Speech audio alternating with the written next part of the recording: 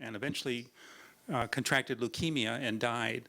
The crane's theme is she heard about this Japanese folktale that if you make 1,000 paper cranes, your wish will be granted. Jessie, by the way, is going to be the little girl. Yeah, although you're saying it differently. How are you saying it? Sadako? Sadako, yeah. Must be my California thing. It's like, what's the other one? Cacophony. Cacophony is what people, yeah, and I say cacophony, and I assume that's, is it? Okay, all right. Pasta.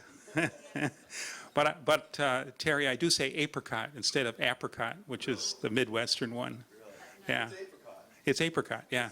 Yeah. Okay, enough of that. You're at Uptown Bill's, which is named for Bill Sachter. He's the guy with the beard in the picture behind me. We were talking about his hair tonight.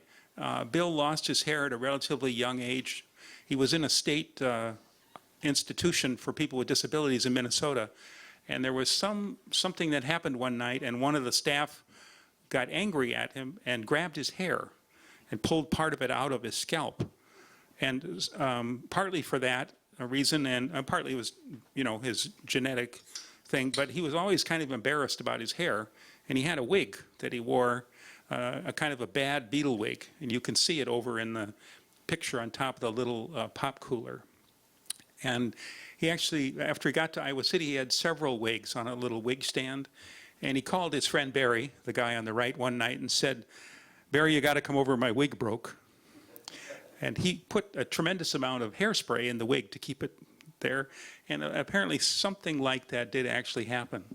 Well, there's a man in Des Moines who fits heads for wigs, and he heard about Bill, and he said, "Well, bring Bill over and I'll get him a really nice one." So in later years, Bill looks really distinguished, as you could see, with a really nice wig. We just heard from this gentleman, it's maybe a little more than a year ago. He contacted us and said, are you still around and stuff? And I said, yeah. And he has, I guess, given some talks about his encounters with Bill and the wig, and he's still in business, and he's in that little community next to Des Moines called Windsor Heights. So it's kind of stuffed between Des Moines and Urbandale. Anyway, so Bill came to Iowa City with his friend Barry and Bev. Barry and Bev are married, and their little boy Clay. But it was hard to find a job for Bill. This was a lot smaller town than Minneapolis, and it was a different time. Eventually came up with the idea of a coffee shop, Wild Bill's Coffee Shop, in North Hall on the university campus. And the coffee shop is still there, but Barry thought, things had turned out really well for a man who had spent most of his life in this state institution. And so he wrote a story, and the story evolved into the screenplay for a movie called Bill.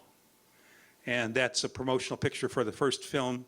Mickey Rooney in the middle played Bill, and on the upper left, yep, that's Dennis Quaid. He played Barry in the film. And then there was a second film called Bill on His Own that also featured Helen Hunt playing a University of Iowa student, and a pretty unknown musician at that time who was doing folk music in local clubs in Houston, where part of the film was made, Lyle Lovett. And he has a cameo in the film. He's playing his guitar as the characters playing Bill and Barry walk along the beach. So after Bill died, the original coffee shop stayed. It's still there. We started some years later in 2001. We're like the bigger, badder Bills. And same legacy, same spirit. And this open mic that you're at tonight is, has evolved from something that started over 15 years ago now. And that makes us the second oldest open mic in town. The oldest is at the Mill, run by Jay Knight. And we celebrated our 15th anniversary open mic this summer, and Jay Knight was here that night. And I looked at him and said, "You better watch out, we're catching up with you." So, but his is on Monday night. And what time does he start? You've been there. Is it 9 o'clock? I think it's 8 o'clock. 8 o'clock, okay. And longer sets. and they go sometimes till midnight. So if you got that 11:30 spot, that's right. You have to wake up the audience for that last one. So anyway, we're the second oldest of the bunch. So we're glad you're here. Let's get started. But I thought, it's getting pretty close to Halloween, so you probably need a few Halloween jokes. You see, tonight our Halloween stuff came out. I got the big box out. What do you get when you cross a vampire and a snowman? Frostbite. One more for now. Why do vampires need mouthwash? I like that, yeah, because they always have bat breath. All right, we've got Jamie up first tonight. Come on up and...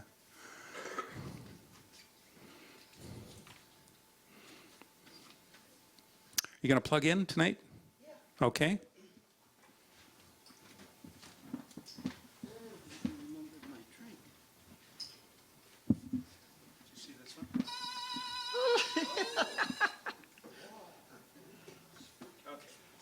Okay. I hope that didn't knock you off there. No, that's fine. It's a nice Just color. want to play these songs and they're acting like a bunch of kids up there. Okay.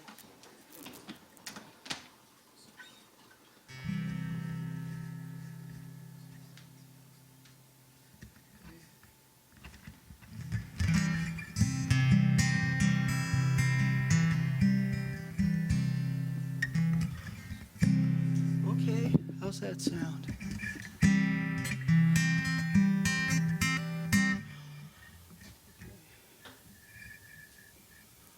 Okay, all right. I'm Jamie. My pronouns are she and her. I wrote this song about 25 years ago. It's called Progress in Decay. And the sad part is not very much has changed since I wrote this song. So here we go.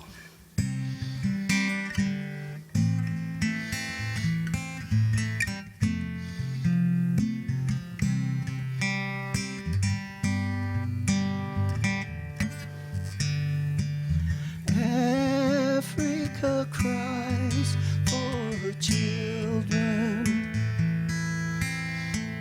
but hunger has dried her tears.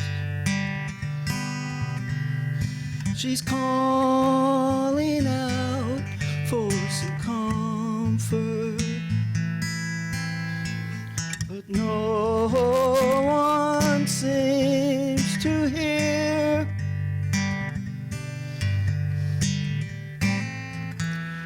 Her brothers kill each other in bloody civil war, and no one can remember what they're fighting for. A mother's son is dying. He's clinging to her breast. She has no milk to give him, just like all the rest. His body's bloated and empty. His arms are thin as bone. He'll be dead by morning, and she'll be all alone. 2,000 years of progress, more people starve each day, while jungles turn to deserts. Fire farmland turns to clay. AIDS is on our doorstep, and we can't run away. I don't think it's progress in decay. A bitter man is screaming, his face etched in my mind. There's no room in the shelter. There's no job he can't find. So he walks through the nighttime, just searching for a bed. But they've all been taken. He finds the cold instead. They say Christ will come tomorrow with a mighty righteous sword. He'll cut away all the sorrow for those who hear his word. And I'd like to believe it and live my life in bliss. But it can never happen while this hunger exists.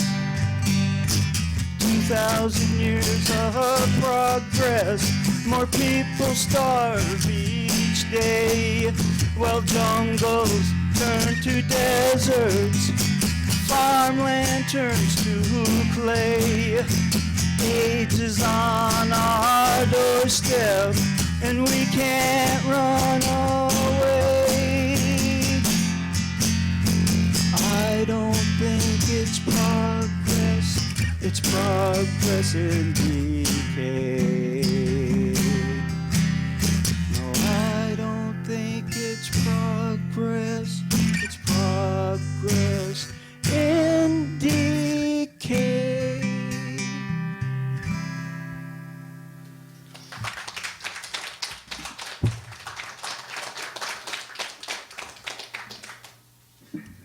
Well, if you've heard my songs for the last few weeks, you know that they've all been sad.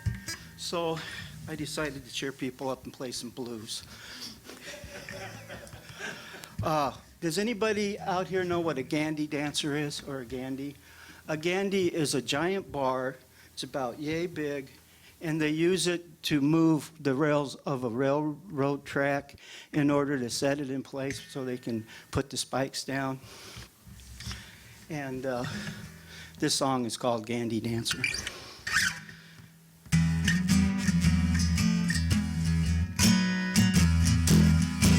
I worked at Gandhi on the railroad all day.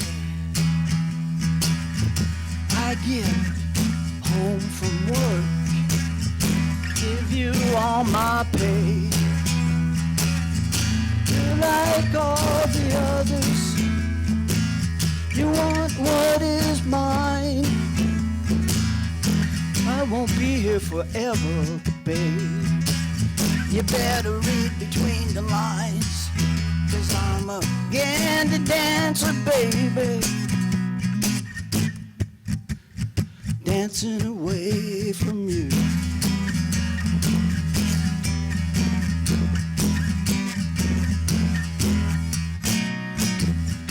How I hate the tar and grease, they stain on my jeans. soak down to my feet, make me wanna leave. You're like all the others, your faces are the same. Next town there's another, I guess that I'm to blame. 'Cause I'm a candy dancer, baby, dancing away from you.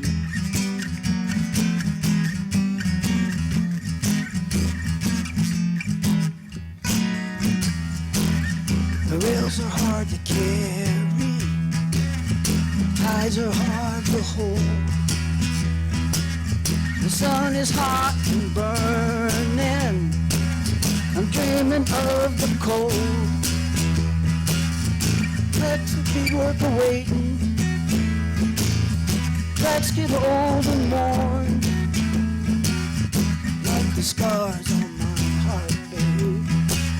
So many times it's torn, 'cause I'm again a dancer, baby, dancing away from you.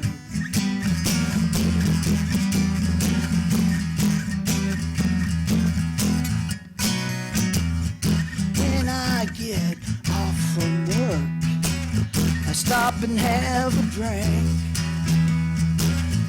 When I get all wasted, it gives me time to think. I'll never be a rich man or have a family. At least I'll be happy, babe. Or I'll try to be. 'Cause I'm again a dancer, baby, dancing away from you.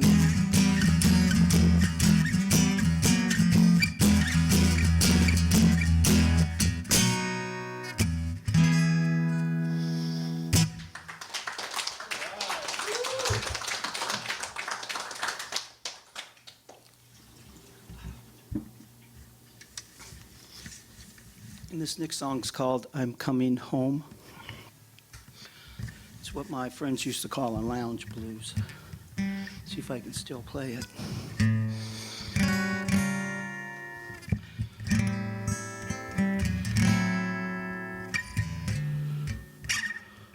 Screw it up. Let me do that again.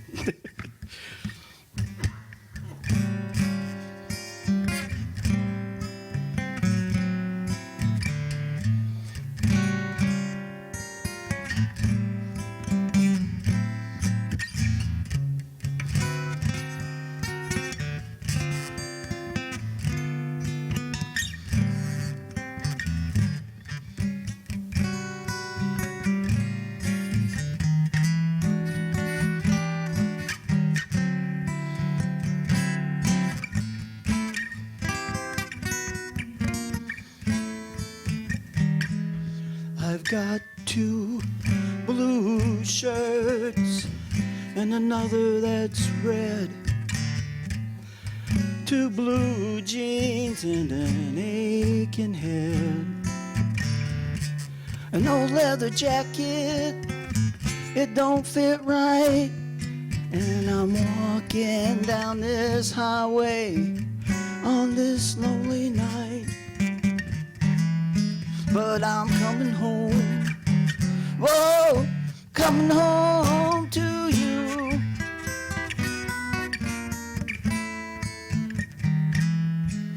The wind's blowing cold, I'm freezing in the rain. Your smile in my wallet takes away all my pain. And if I get lucky and catch me one more ride, I'll be rolling in your arms before another night. 'Cause I'm coming home, whoa, coming home to you.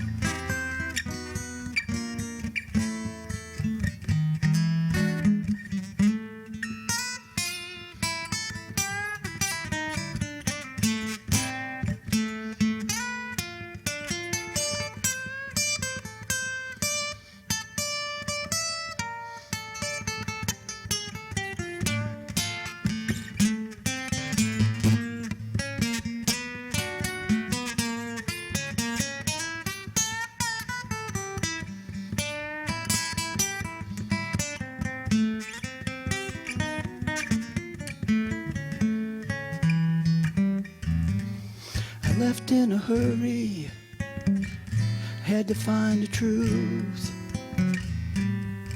Looking back, I find I lost my youth.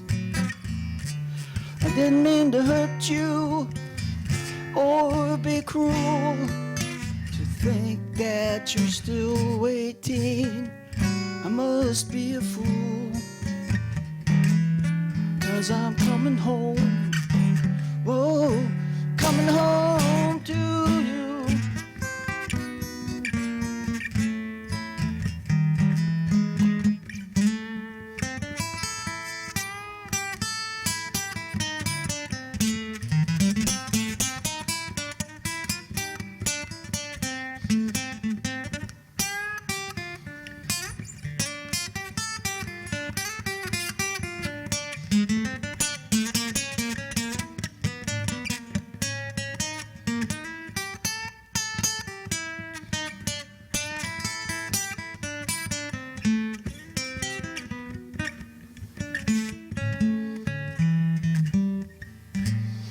Got 2 blue shirts and another that's red,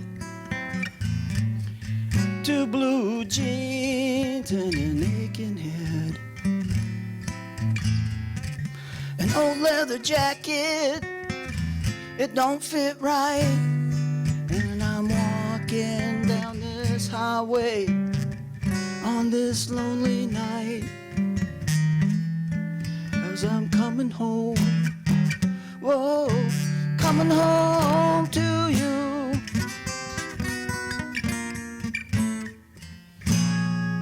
Honey, I'm home.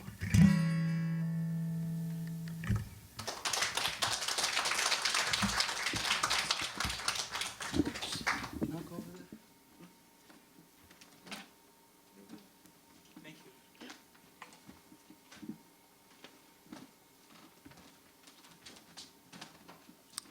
Thank you, Jamie.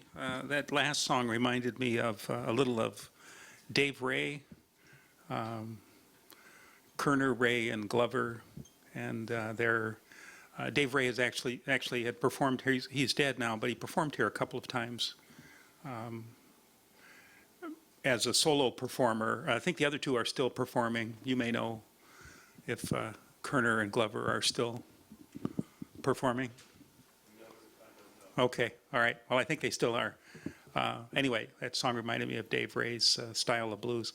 And I said to him, where did you get that? You grew up in Minneapolis. And he said, there's a long, thin vein of blues that goes along the Mississippi all the way up to the Twin Cities. So, okay, we've got Joey next. And, oh, he's going to bring it along. Okay. This is inspiration for you, the pumpkin on your table. Or if you don't like the one on your table, you could go steal another one from somebody else. There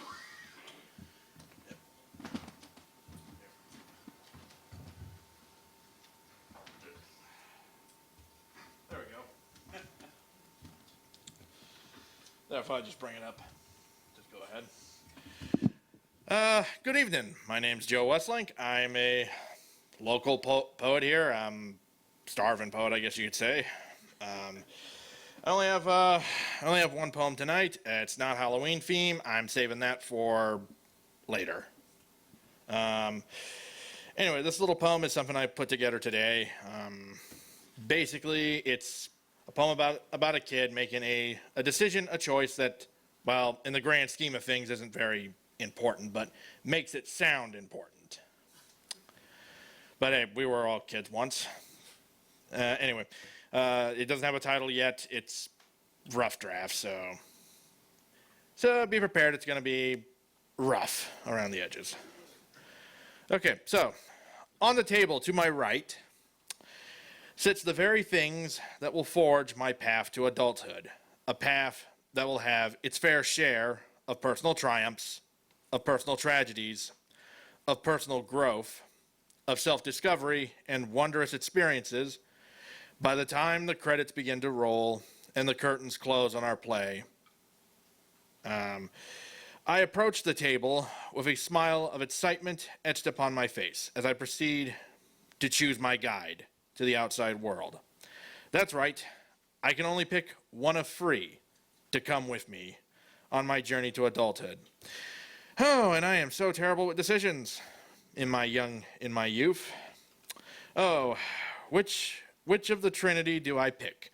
Do I take the simple scent of joyous grass, the hot ambition of the determined flame, or the quiet strength of versatile water? Oh, which one do I take? Which one will be an extension of me, the core of my identity? This decision is so critical, for if I choose wrong, my life is over. My journey will end before I can make it to the first lap. I will be a social pariah, ostracized for my poor decision. Oh God, which one do I choose? I could take fire, for the ambitious and the bold favor the flame. That's not so lame. And besides, fire gives life. For wasn't it Prometheus that stole fire from the gods and gave life and warmth to humanity? Now that is bold and ambitious. Wait. Fire is difficult to control. For if I show even a hint of irresponsibility, the fire will go out of control like a winged demon bent on sheer destruction. Oh, damn it, what do I choose? For I clearly can't take fire. Maybe I will take water instead. Over fire, for water isn't a hater. Water is calm and gives life. It is so versatile as it cleans and nourishes all, but with the exception of fire and rocks, as it erodes rocks, of course, give or take 1 million or 2 years. Also, feeling the rain upon your head is a refreshing feeling for me every time. But wait. Water may be overrated and hard to control, for isn't it water that turns into ice and becomes the bane of every commuter's existence when winter rolls around? Also, soda tastes better than water. And don't get me started on sparkling water's taste. Oh God, is that supposed to taste anything at all? Okay, so water may not be right for me. What about grass to get ahead of the class? I mean, grass is overlooked and taken for granted because we walk on it and literally pave our roads over it. But come on. It is a wonderful feeling when you lay back on a patch of grass and watch the clouds go by. I can't count how many times I watch and imagine a rabbit cloud running across the sky on those lazy, lazy days. Also, hey, plants are dependable, for we wouldn't have the air we breathe without plants. And Caesar salads are awesome to eat. I think I will take, wait. If I take grass, my friends will laugh at me. I'm going to just take fire instead and get going on my journey.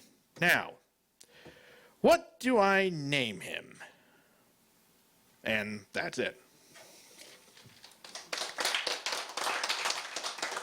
Thank you. I'm Joe Westlink. Make sure you tip waitress. It works better when there's a waiter or waitress around. And good night.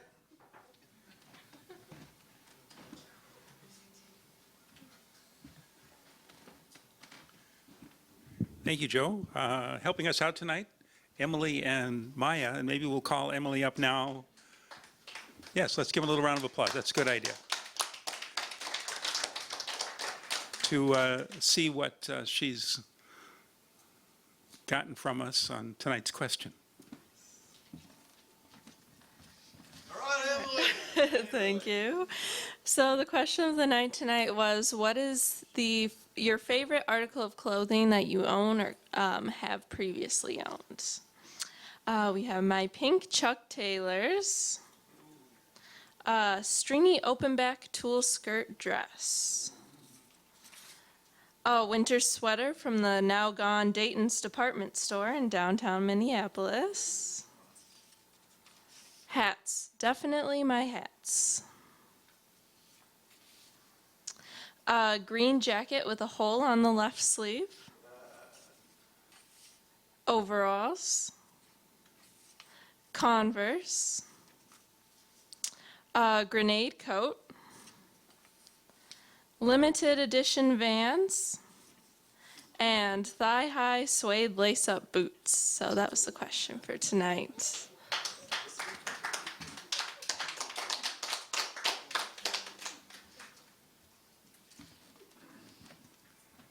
We usually post these on our Uptown Bill's Facebook page. You can take a look at them there, and other people are welcome to add to those. And sometimes it's an interesting discussion that emerges. Let's have Beat Prairie come up next, and then Jennifer after Beat Prairie. Okay? Thanks for coming back. It's nice, nice. And you brought along, we were saying goodbye till next spring, and there you are. All right. Maybe that means there's no winter? Perhaps? Perhaps. Okay. You ready? Yes. Okay. Yes, he said, I'm ready. Let's see. I had my lesson. I take trumpet lessons. Honest, I'm trying to learn to play it. I don't have a lot to say tonight because I'm sick. So I'll just cough all over the microphone, and God bless the next guy. Woohoo! My name's Beat Prairie, and this is my 60-year-old trumpet. We won't get into my own age right now, but what exactly I'm doing up here is while I'm learning how to play it, I want to get used to people looking at me while I play it. I tell you what, it sure is dark up here. This song, oh, yeah, we have to have the short list of songs I learned how to play. Because in nature, you forget what the hell you're doing when you get up here in front of the lights.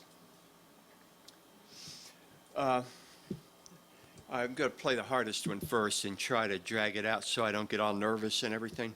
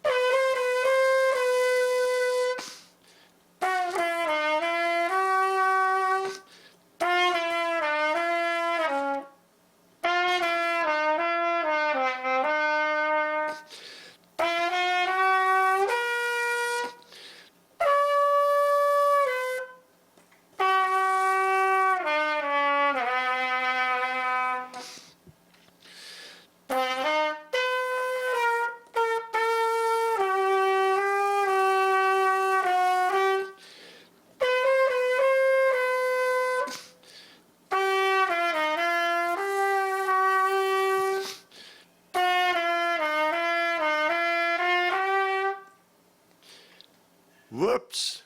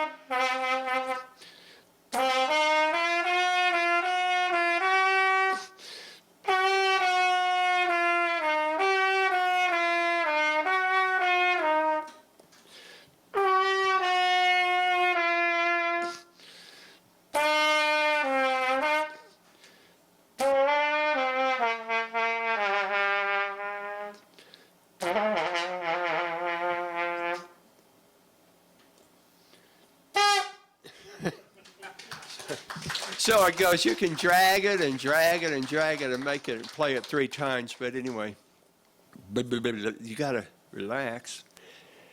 And what's hard is to relax when you're making all that tension up in your face. But, okay. You know what that was?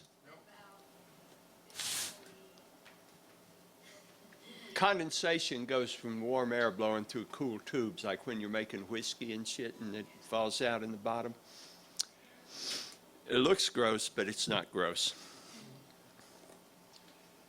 That song was named Cry Me a River. In case you didn't recognize it, there's no reason you would. I didn't.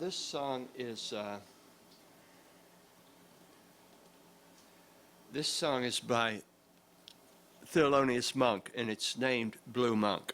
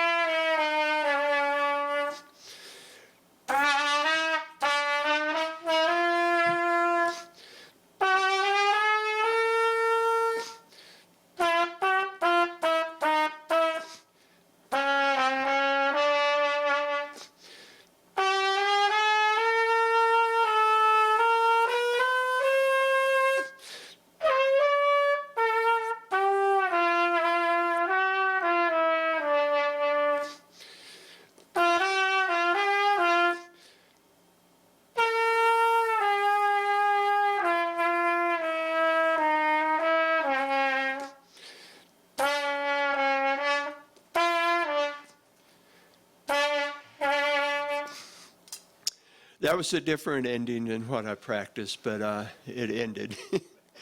End of song. You may clap now if you're willing. It's a big thrill you get when you get a stuck valve and you're trying to remember all your stuff, you know, and the damn thing stays down instead of. Never mind. It's awkward.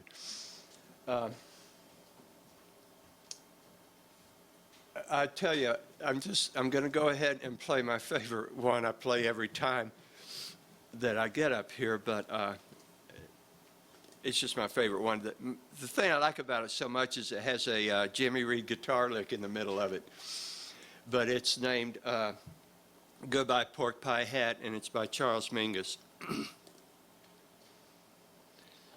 and I didn't practice it today, so look out.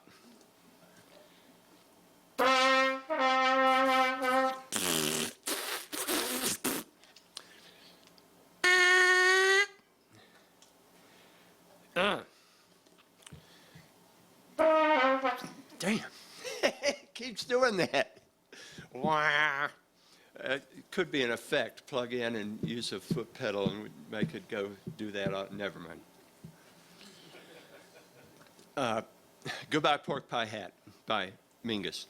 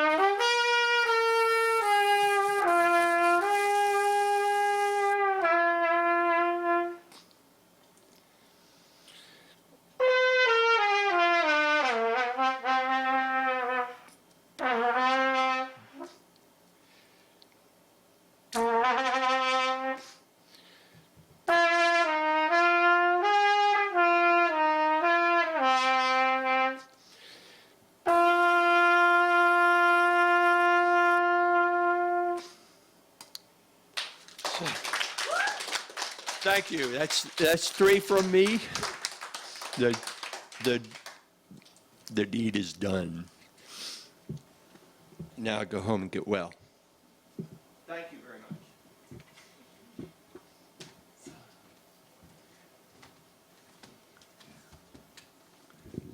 Thank you. We've got Jennifer next, and here's some origami paper if you want to make some little cranes. I couldn't find any bigger paper tonight, but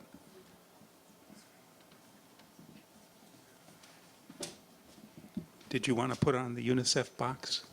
What? You can actually wear it if I you want. can? Yeah, Oh. you want to? No. Yeah, I do. Okay. All right, I see.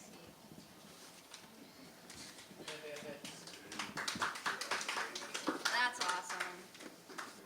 Okay. All right. All right, buddy, I'm UNICEF. Looks good. Come on up and.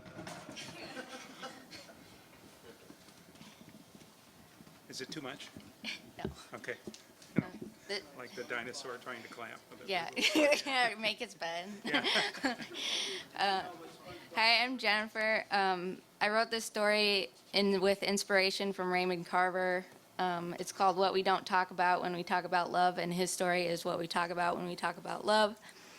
It's experimental because the narrator and author are both present in their agency in how they mold the character. So the character has more free will instead of the author making the character suffer through the whole book. All right.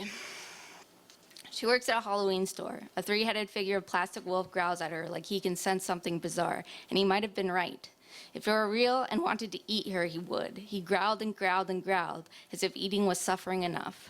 She thought about living wolves and how they were able to kill their own food without shame or guilt. She certainly could not kill for food. It was as if the Halloween objects were coming alive just to peer into her soul. Marigold had told her, "Love is a privilege, not a right." She kneeled before her and bowed. She loved her because she wanted to die, and love was her food. Further down the store, and to the west, were three haunted roaming dolls, looking cracked and pale from digging themselves up from the grave. The mangled teddy bear rolled around asking for friends. Though she was not a haunted object which imitated life in a plastic and still cruel form, she felt just as disgusting. I have to admit, the first I saw of my heart did a crime, and that you are right. My excuse is that I dream up yachts and top shelf when I sleep, but when I wake, I barely own a towel for drying in the rain. I can tell you what making it feels like because I have dreams as I sleep for more hours than there are in the day, each dream unfolding itself like a curtain opening to a grand play, or open just for the sun to shine in. My narrator must have compassion for me, and my author must have mercy on me. It's not right to put me, the character, in a position without free will. Can love be understood as rape? Does my body know the difference? I am sorry to whom it may concern for calling my behavior love. In fact, it was rape disguised by loving language. I'm not a true lesbian anyhow. I've slept with a him when it should have been a her. He seemed to ease the pain of a failed dike. Something about his muscular arms gave me protection for both myself and others. My temperament is not the most desirable, but I'm a good person. An officer came to my lodgings to enforce distance between you and me. Not us. That would get me in trouble. I promise it's me and you, not the other way around, or coupled. It is relentlessly unrequited. Therefore, my intentional distancing is to maneuver around another rape crime. It's happened to me before, where I fell in love without consent. He said to stay away from 5th and South and handed me a yellow slip that says harassment. To bother as a fly would bother? When I arrived at 5th and South, a brilliant kid with glistening blonde hair said, "Go, you're not welcome here." My bag of shame on the walk back was unbearable, and it was affirmations of "I love me" and "who's a kid to say," precarious maybe-ifs, and at least 10 of the not possibles. There's an old sock from last winter and a clump of stranded hair. Sure, there was unmonitored love towing its weight, and sure it was heavy. Jane carrying the knowledge of genetic inferiority. She loved Marigold because she wanted to die. It was the kind of love for herself also that was equivalent to letting go of the rope of a falling elderly man when there is limited resources. It was obvious. She was born with a herniated disc. One leg is bowed, and on a good day she reaches 5 foot and 0 inches. Her nose, and people used to call her, was too big for her face, donkey face. Why would she pretend to be someone she's not? This love encapsulated her. It was a say-all truth, all matter of fact, backed up by years of teasing, over 100 rejections, and her measly income she received from the government. Her family always worked for their income. At times, they worked with blood on their hands and bites on their arms, caused by upsetting a special needs student. In Jane's desk, both the author and I have found a letter.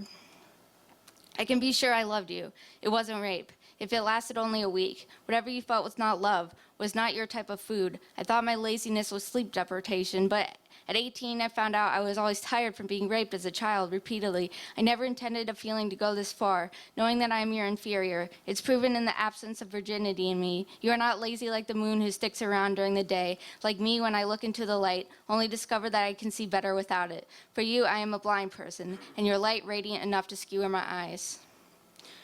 We are not sure what her being raped has to do with her current crime and self-destruction. She is not to have Marigold, and to write about her would severely damage her spirit. At the church's backside, where the door was left unlocked, a small Jane snuck Coke from the refrigerator. There was no adult presence. There was a jar of molasses waiting patiently behind the faucet. It must have been forgotten about because it had no intent of decorating the kitchen. Not at the time was she being raped, but she wanted the sweetest cola she could make with the molasses. The presence of sex in her life was so common it was a biscuit for an asexual dog. She knew her services were wanted and needed and would only be in a few hours. The combination of abuse and life left her crying on road's edge with a molasses-filled cola that her hands fit all the way around so that she could touch her thumb with her fingers. What category is a girl with a body without a body to claim? She blocked off her ability to love by telling herself that love is not for me and that her chances were better getting struck by lightning. The man who raped her often left her stranded on the sidewalk, at a restaurant, or even worse, emotionally naked in the pet mall, where she thought to ask for money so she could pay him back for his services. Although she was raped for a decade, her refusal to admit her own behavior was unlikely as a lightning strike. She had come to him to feel good, protected, nurtured. Nonetheless, she went on making a case for herself. I, Jane, was born into a dysfunctional family full of shame of sister with Down syndrome. Sure, she could memorize birthdays when encouraged, but she could not reach behind to wipe her own ass. Rape was not an option for me. I was born a mutt as opposed to a pure breed. This woman is pure breed. Marigold is pure breed, she said, explaining the crime to her mother. The mother screamed. In the hospital, Yolanda couldn't leave her room. In the hospital, a woman named Yolanda couldn't leave her room. She just could not leave her room, absolutely. The whole hallway heard it. Yolanda was splayed on the floor in starfish position, her body too decayed to help itself up. Then another woman named Margaret pushed her way past a nurse in nude and forgetting what she was fighting for in the first place. Jane imagined her rapist in the form of a plastic devil that she remembered from the Halloween store. And once calm, the mother talks on. You just have to find your niche. It was an optimistic cover-up of the sentiment she had passed on to her. I stayed loving Marigold, knowing what I know now. I write from the hospital. I'm replacing rape thoughts with good memories. I thought I'd still love her for the sake of loving unconditionally. This type of feeding is what got me in the hospital. Marigold had a high salary, girlfriends, friends, lover, and still yet her motorcycle that which she rode freely. Even though the woman Marigold beat her and spat, she found herself in a state of admiration. I still love you like an angel loves his father. She would clean the woman's feet to gain acknowledgement. But genetically, Jane did not match up, though this woman was a hideous replica of a good person.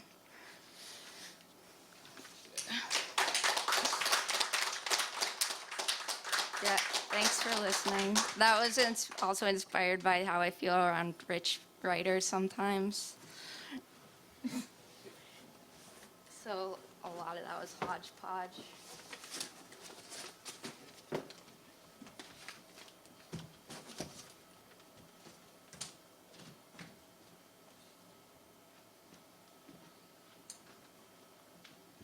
Thank you. Let's have our drawing. Maya is ready to give away a couple of books for tonight.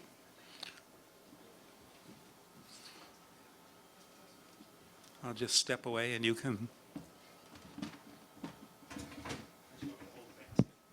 That's okay. I think I got it. All right. The first book we're giving away is Blooming, and it is a memoir about growing up in Ames, and it will go to Josh.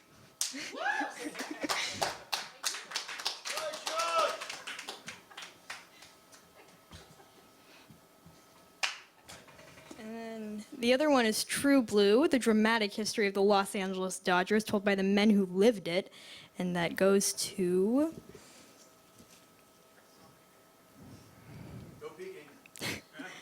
Brian D.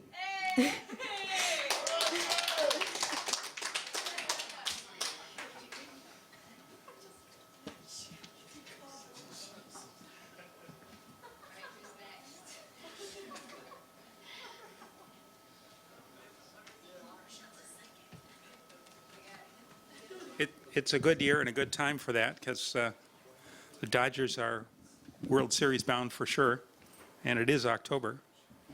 Let's see, before Terry comes up, maybe a couple more Halloween jokes? Yeah. Where does a ghost go on vacation? Malibu. What does a witch call her garage? A broom closet. Let's see. What do you get when you cross a black cat and a lemon? Sourpuss. Yeah, sourpuss. Yes. Did you hear about the two vampires who fell in love? Yeah, apparently it was love at first bite. Okay, we're ready for Terry. And in a couple minutes, I'm going to signal you, and you get to say goodnight to the TV audience because they're going to go away. Go away. Don't go Yeah, away. well, it's not them. It's the the producers of the show. Shut them off. So All right. We can do that. okay, I'll let you know. Do you want to plug in, or are you? Oh, yeah, we're going to plug in. Okay. Did you want to put the box? Well, I'm thinking about it. I think that Jennifer was rocking the box, so I don't know if I can do any better than that.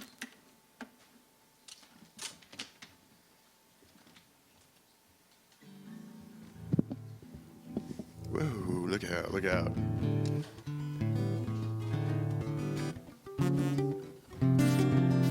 A little bit more bass, maybe. I don't know.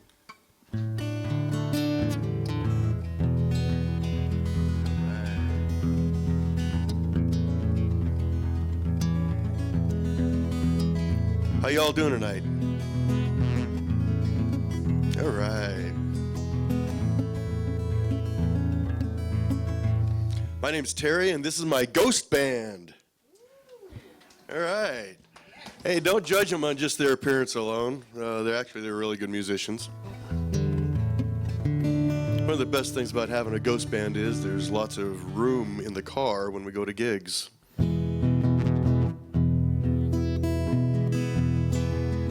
They never run up the bar tab. One of the worst things about having a ghost band is the women are still interested more in the ghost band than in me. What's up with that? Pfft, whatever.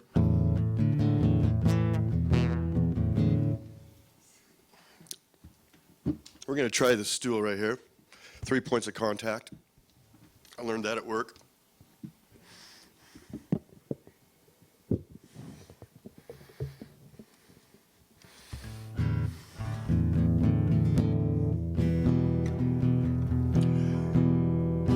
We're going to say goodnight to the viewing audience. So, hasta la vista, baby.